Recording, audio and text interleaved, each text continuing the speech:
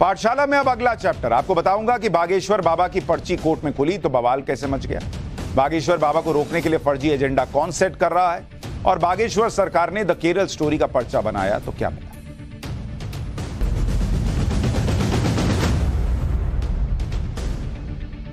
जब से बागेश्वर धाम वाले धीरेन्द्र शास्त्री की देश भर में चर्चा होने लगी, तब से कुछ लोग उनके पीछे ऐसा पड़ गए कि बागेश्वर सरकार के विरोध में हर जगह टांग अड़ाने पहुंच जाते और अपना एजेंडा चलाने लगते। बिहार में बागेश्वर सरकार की कथा रुकवाने के लिए क्या कुछ हुआ वो तो आपने देखा। अब नया मामला मध्य प्रदेश का है। मध्य प्रदेश के एक इलाके में बागेश्वर सरकार की कथा होने वाली थी, तो कथा रुकवाने के लिए कुछ लोग मध्य प्रदेश के हाई कोर्ट पहुंच गए कि भाई कथा रोकिए, ये तो सेंटीमेंट हर्ट कर देंगे। लेकिन जब जज के सामने अर्जी पहुंची तो कथा रुकवाने के लिए गए वकील से सवालों के जवाब देते नहीं बना। जज के सामने उल्टी सीधी बहस उसने शुरू कर दी वकील ने। इसके बाद जज साहब ने इस वकील की कैसे क्लास लगा दी। पहले उसका छोटा सा हिस्सा देखिए, फिर आपको दिखाऊंगा कि किस तरह का केस ये लोग बागेश्वर सरकार की कथा के खिलाफ लेके गए थे और कैसे वहां एक्सपोज हो गए कोर्ट के अंदर बागेश्वर सरकार के विरोधी, वो दिखाऊंगा। लेकिन पहले देखिए कोर्ट के अंदर कैसे गर्मा गर्मी हुई। और जरा भी उल्टी सीधी बहस करी यहीं से जेल भेजूंगा मैं, माइंड यू। सारी वकालत खत्म हो जाएगी, समझ गए। You should know how to argue in high court. किसने भेजा है आपको? ये तो सैंपल है। सोचिए बागेश्वर सरकार के विरोधी जो लोग हैं, जिनका वकील वहां खड़ा था, वो कैसा केस लेकर गए होंगे और कैसी बातें करने लगे होंगे कि जज साहब कह रहे हैं कि जो है बाहर कर दूंगा। सोचिए बागेश्वर सरकार का विरोध करने गए इस वकील ने जज से किस तरीके से बात की होगी, जिस पर जज इतना भड़क गए कि कह दिया कि सारी वकालत भूल जाओ, यहीं से जेल भिजवा दूंगा। जज साहब ने और क्या क्या कहा ये आपको आगे दिखाऊंगा, लेकिन पहले ये जान लीजिए कि बागेश्वर सरकार का नया दरबार कहां लगा है और क्यों उनकी कथा को रुकवाने के लिए कुछ लोग हाईकोर्ट तक गए। बागेश्वर बाबा फिलहाल मध्य प्रदेश के बालाघाट में, यहां वो 2 दिन राम कथा करेंगे। बालाघाट पहुंचने पर बागेश्वर बाबा का जोरदार स्वागत हुआ। महिलाओं ने उनकी आरती उतारी, श्रद्धालुओं ने पैर छूकर आशीर्वाद लिया। बागेश्वर बाबा का कार्यक्रम बालाघाट के परसवाड़ा में हो रहा है, जो आदिवासी बहुल इलाका है। बागेश्वर बाबा के कार्यक्रम का नाम भी वनवासी श्री राम कथा है। इसी आदिवासी इलाके का हवाला देते हुए बागेश्वर सरकार के विरोधी एक्टिव हो गए कि भाई यहां पर आदिवासियों की भावनाएं आहत हो जाएंगी। अरे भाई उनकी भावनाएं आहत हो रही हैं तो ये लोग कौन है जो पहुंच रहे हैं। लेकिन वो लोग जो विरोध में थे वो कोर्ट पहुंच गए। बागेश्वर सरकार के विरोधियों ने मध्य प्रदेश के आदिवासी इलाके में बागेश्वर सरकार की कथा रुकवाने के लिए सीधे मध्य प्रदेश हाईकोर्ट में याचिका डाल दी। इस याचिका में कहा क्या कि 23 और 24 मई को बालाघाट के भादुकोटा गांव में धीरेन्द्र शास्त्री की कथा का आयोजन होना है। यह पूरा इलाका आदिवासी बहुल क्षेत्र है। बागेश्वर बाबा के धार्मिक आयोजन से आदिवासियों का हित प्रभावित होगा। कैसे बॉस? जिस जगह पर कथा का आयोजन होना है वहां आदिवासियों के भगवान का स्थल है, वहां पर बागेश्वर बाबा की कथा का आयोजन होने से आदिवासियों की मान्यताओं का अपमान हो जाएगा। इसके अलावा इस तरह के आयोजन के लिए ग्राम सभा की अनुमति लेना जरूरी है, जो नहीं ली गई। मतलब पूरा आदिवासी सेंटिमेंट से जोड़ दिए कि वहां प्रभु श्री राम के बारे में बता देंगे, कथा कर देंगे तो आदिवासी सेंटिमेंट हट हो जाएगा, उनके भगवान की जो है वो का अनादर हो जाएगा। लेकिन जब याचिका पर सुनवाई हुई और जज साहब ने सवाल पूछने शुरू किए, और वही सवाल पूछे जो आपके मन में भी आएंगे कि बॉस ये सब कैसे होगा, जरा बताओ जरा, तो बागेश्वर सरकार का विरोध करने वाले वकील के पास कोई सीधा जवाब ही नहीं था। जज साहब पूछ रहे थे सवाल पे सवाल, तो बागेश्वर सरकार का विरोध करने वाले वकील इधर उधर की बात कर रहा था। बाद में उल्टे जज से ही बहस करने लगा। इस पर कैसे हाईकोर्ट के जज ने उसकी क्लास लगाई, एक बार वो देखिए। और जरा भी उल्टी सीधी बहस करी यहीं से जेल भेजूंगा मैं, माइंड यू। सारी वकालत खत्म हो जाएगी, समझ गए। You should know how to argue in high court. किसने भेजा है आपको? यह तो शुरुआत थी। आगे बहस के दौरान याचिकाकर्ता के वकील हाईकोर्ट के जज के किसी भी सवाल का सही से जवाब नहीं दे पाए। ऊपर से जज से ऊंची आवाज में बदतमीजी से बात करने लगे। इस पर जज ने कहा कि जिस दिन जेल भेज दिया सारी वकालत खत्म हो जाएगी। वो हिस्सा भी सुनिए। क्या है आपको ये फाइल पिटीशन फाइल करने के लिए? कहाँ है ऑथराइजेशन? पहले ऑथराइजेशन बताइए पिटीशन फाइल करने के लिए। तजीब से बात करना सीखो। पहले प्रश्न का उत्तर दीजिए, दूसरे प्रश्न का उत्तर दीजिए। पहले बताइए किसने ऑथराइज किया आपको ये पिटीशन लगाने के लिए? सर्वे आदिवासी। ये बदतमीजी करना भूल जाओगे सारी। ये बताइए सर्व आदिवासी समाज का ऑथराइजेशन कहाँ है पिटीशन फाइल करने के लिए? इसमें तुम लोगों ने ये सोच लिया है कि बदतमीजी करके तुम जो है अपने आप के लिए बहुत बड़ी टीआरपी कलेक्ट कर लोगे। तुम ये भूल जाते हो कि जिस दिन हमने जेल भेज दिया उस दिन सारी वकालत बंद हो जाएगी। सॉरी बोल रहा हूँ। You should be sorry. तुम लोगों को सिखा के भेजा जाता है कि बदतमीजी करो।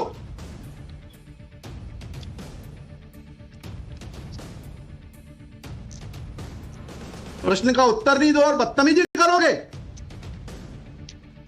कपिल बोलते हो आप सुन नहीं रहे। हम पिटीशन पढ़ के आते हैं, हमें मालूम है क्या सवाल पूछना है।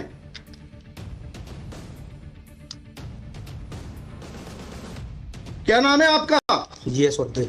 जी जीएस उद्दे। कितने साल से वकालत कर रहे हो? 2007-8।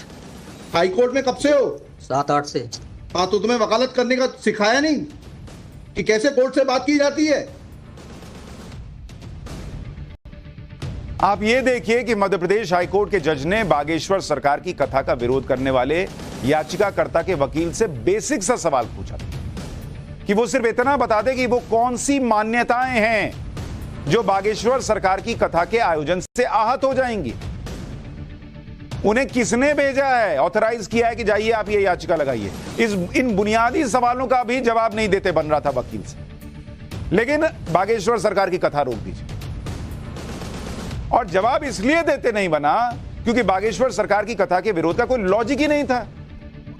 सिर्फ एजेंडा लेकर ये लोग कोर्ट में गए थे। इसलिए जब हाईकोर्ट के जज ने याचिकाकर्ता के वकील से बार बार सवाल पूछा कि आखिर आदिवासियों से जुड़ी मान्यताएं क्या हैं, बागेश्वर बाबा की कथा सुनाने से उन मान्यताओं का अपमान कैसे हो जाएगा जी, तो इनका जवाब याचिकाकर्ता के वकील ने नहीं दिया, बल्कि वो संविधान का हवाला देने लगा। और इसी बात पर जज को गुस्सा आ गया और उन्होंने कोर्ट रूम में ही वकील को जमकर फटकार लगाई। यह कि पंडित धीरेन्द्र शास्त्री द्वारा जहां ग्राम भादुकोट तक कथावाचन किया जाना नियत किया गया है, उक्त ग्राम स्थान पर आदिवासियों को पैंट थाना बड़ादेव भगवान स्थल है, जो कि आदिवासी गौण समाज के लिए आस्था का प्रतीक है। अतः उक्त ग्राम स्थल पर कथावाचक के आयोजन से आदिवासी। बताइए बड़ा देव भगवान स्थल जो है जी, वहाँ से जुड़ी हुई क्या मान्यताएं हैं और उन मान्यताओं का कैसे किसी के कथावाचन करने से अपमान होता है? दो सवालों के जवाब दीजिए, फिर आगे बढ़ते हैं। उनके पूर्व से पहले बताइए क्या मान्यताएं हैं, कहाँ लिखा है आपने पिटीशन में उनकी क्या मान्यताएं हैं?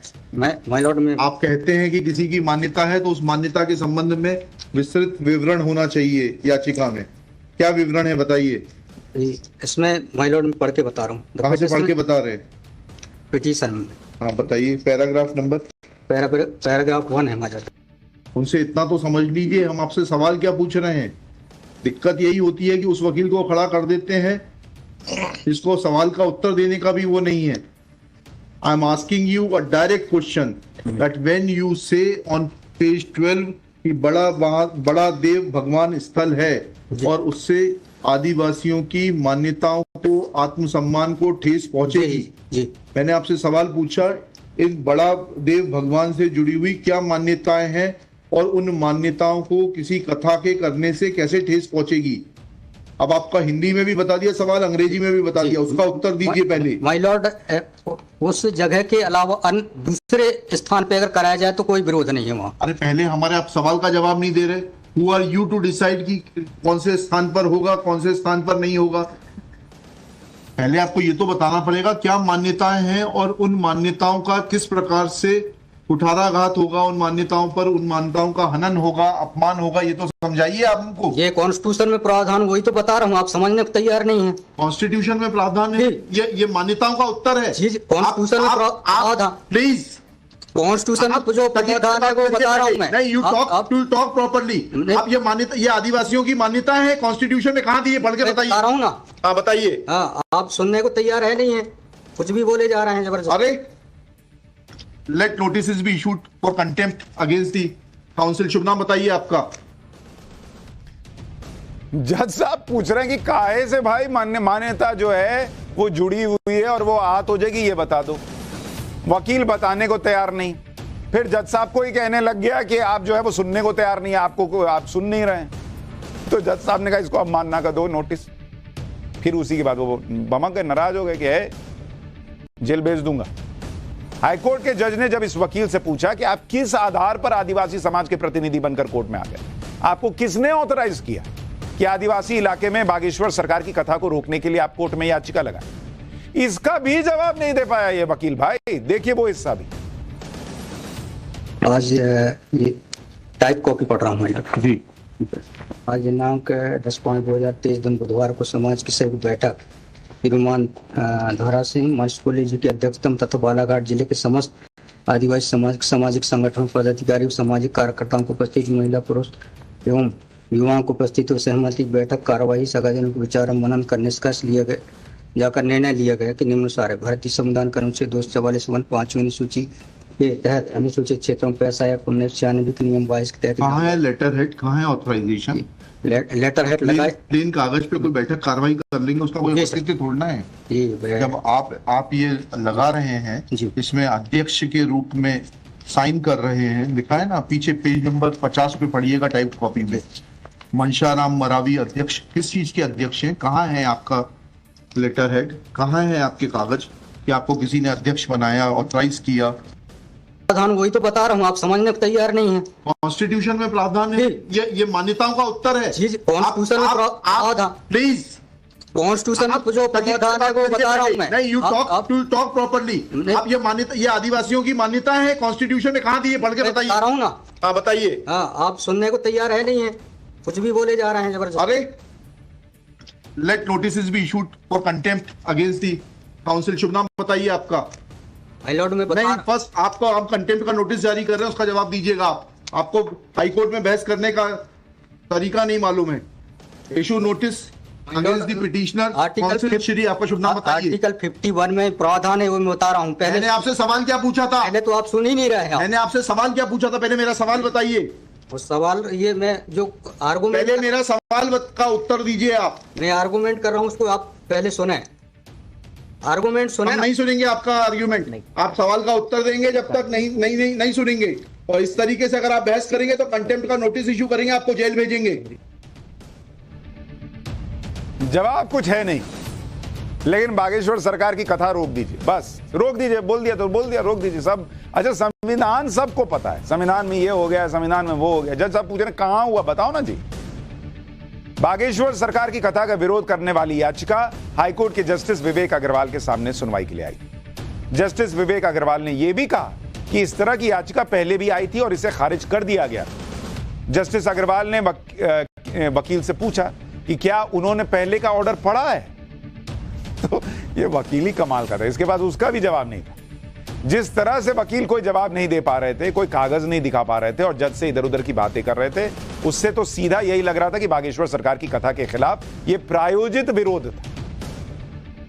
और यही बात हाईकोर्ट के जज ने भी कह दी। उन्होंने याचिकाकर्ता के वकील से कहा कि अगर विनम्रता से बात करते आपकी बात सुनी जाती, लेकिन आप तो गर्मी दिखाने लगे। जज ने जोर देते हुए वकील से कहा कि आपने अपने क्लाइंट से कहिएगा कि आपके गर्मी दिखाने की वजह से याचिका खारिज हुई है। सुनिए। जब स्पॉन्सर्ड पिटीशंस होती हैं तब इस तरीके के जो है टेंट्रम्स दिखाए जाते हैं। रजिस्ट्रेशन है इसका, लेकिन मैंने फाइल नहीं किया। नहीं किया फाइल तो फिर आज इसको नहीं सुन पाएंगे। जब फाइल करेंगे तब सुनेंगे, तो खारिज कर देंगे। इसी ग्राउंड पे आप रजिस्ट्रेशन के साथ नई पिटीशन फाइल करिएगा, लिखिएगा। कल कार्यक्रम ऑर्गेनाइजेशन क्या कर सकते, आपको तैयारी करना चाहिए थी। जितनी गर्मी आप दिखा रहे थे, ये बात आप विनम्रता से पहले कहते तो आपको सुन लेते। सॉरी, पक्षकार को बताइएगा कि हमारी गर्मी दिखाने के कारण कोर्ट ने खारिज कर दिया। एक शब्द का इस्तेमाल जज साहब ने किया, आपने सुना या नहीं? स्पॉन्सर्ड पिटीशन, यानी प्रायोजित याचिका। उन्होंने कहा ऐसे स्पॉन्सर्ड पिटीशन होते हैं तो यही होता है। एक्चुअली जो गर्मी दिखाई जा रही थी वहां कोर्ट के अंदर, जिसकी वजह से जज साहब ने कहा कि याचिका खारिज हो रही है, वो गर्मी एक्चुअली उन लोगों के अंदर बढ़ गई है जो बागेश्वर सरकार की बातें सुनकर उनके इधर उधर कान वान से धुआं फेंक रहा है। बागेश्वर सरकार के खिलाफ फर्जी और प्रायोजित एजेंडा चलाने में कुछ लोग जुटे हुए हैं, लेकिन बागेश्वर सरकार को इससे फर्क ही नहीं पड़ता, क्योंकि वो अपने मिशन पर हैं और ये मिशन है हिंदू समाज को एकजुट करना। बालाघाट में रामकथा के जरिए बागेश्वर बाबा ये संदेश दे रहे हैं कि वनवासी और आदिवासी समाज सनातन के ही अंग हैं। अब आपको समझ में आ गया क्यों याचिका लगाई गई थी कि वहां पे मत कीजिए, कहीं और कर लीजिए, आदिवासी बहुल इलाके में मत कीजिए, क्योंकि बागेश्वर सरकार कह रहे हैं कि आदिवासी भी सनातन का हिस्सा है, इससे लोगों को दिक्कत हो जाती है। मेरे इंटरव्यू में भी उन्होंने कहा था भगवान राम ने आदिवासियों का सम्मान किया था और शबरी के झूठे बेर खाए थे। बागेश्वर बाबा ने कथा की शुरुआत में ही हाईकोर्ट में जाकर उनका विरोध करने वालों का भी जिक्र किया। बागेश्वर बाबा ने क्या कहा, सुन लीजिए एक बार। रानी दुर्गावती जी, श्री सीताराम भगवान की, बागेश्वर धाम की, नमः पार्वती पते, हर हर महादेव, बालाघाट के पागलों की, कथा यजमानों की, कथा में सहयोग करने वालों की और हाई कोर्ट में जाके विरोध करवे वालन की भी, नमः पार्वती पते, हर हर महादेव। तो उन्होंने जो लोग हाईकोर्ट में जाकर विरोध कर रहे थे उनके भी मजे ले लिए कि उनकी भी जय। बागेश्वर बाबा से कुछ लोग इसलिए परेशान हैं क्योंकि बागेश्वर बाबा की लोकप्रियता बहुत तेजी से बढ़ रही है। अब देखिए, मध्य प्रदेश के सागर में बाबा की कथा में केरल से भी लोग आए थे। केरल से आई एक महिला को बागेश्वर बाबा ने मंच पर बुलाया और उससे बात की। देखिए क्या बात। कहां से आई हैं? केरल से। ओ, यहाँ हमारा प्रण था कि एक बार पंडाल में कथा सुनना था टीवी पे, तो आप माइक से जो भी बोलना, माइक टीवी को तो आपको रोज देखते हैं, पर एक बार प्रण था कि पंडाल में कथा सुनना है, तो वो पूरा हो गया। हाँ, आपका प्रण था कि एक बार पंडाल में जाकर लाइव कथा सुनना है। और तो अच्छा, टीवी में वो कथा पंडाल में कितना डिफरेंट आपने देखा? बहुत डिफरेंस है, लेकिन हमको नहीं मिलती, वहाँ होती नहीं। तो अच्छा, केरल में कथाएं नहीं होती? कुछ नहीं होता, कुछ भी नहीं। क्यों? वहाँ अच्छा, दा केरला स्टोरी मतलब सत्य बनी? वो मलयाली लोग रहते तो फिर इतना वो नहीं होता, तो नहीं होता है, इसलिए। ओके, इसका मतलब दा केरला स्टोरी सत्य है? हाँ, कुछ सत्य है, कुछ उसमें एडिट है। अच्छा, दोनों हैं जी। तो फिर वो आपसे यूट्यूब से बहुत ज्यादा बहुत देखते हैं, बहुत देखते। जय हो मैया। और भगवान मालिक है, हम तो सब देखो बालाजी ने कैसी कृपा कर ली। वो सब वो है, सब लोग बोलते हैं आप इतने दूर से कौन सुनेगा, हम भगवान। अरे देखो, ये भी बात लोगों को परेशान कर दी कि केरल तक से लोग उठ के चले आ रहे हैं बाबा से मिलने के लिए। द केरल स्टोरी की भी बातें हो रही। मंच से अपने बयानों से विरोधियों को चित करने वाले बागेश्वर बाबा क्रिकेट के मैदान में भी चौके छक्के लगाते हैं। बागेश्वर बाबा क्रिकेट के प्रशंसक हैं और महेंद्र सिंह धोनी के फैन भी।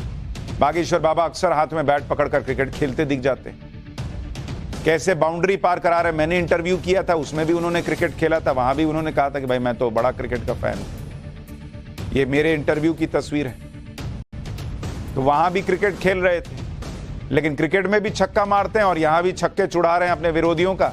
ये लोगों को दिख रहा है और इसी वजह से किस तरह से उनका विरोध हो रहा है, बिना तर्क के विरोध हो रहा है, ये लोगों के सामने आ रहा है। एक छोटा सा ब्रेक ले रहे हैं, जल्द।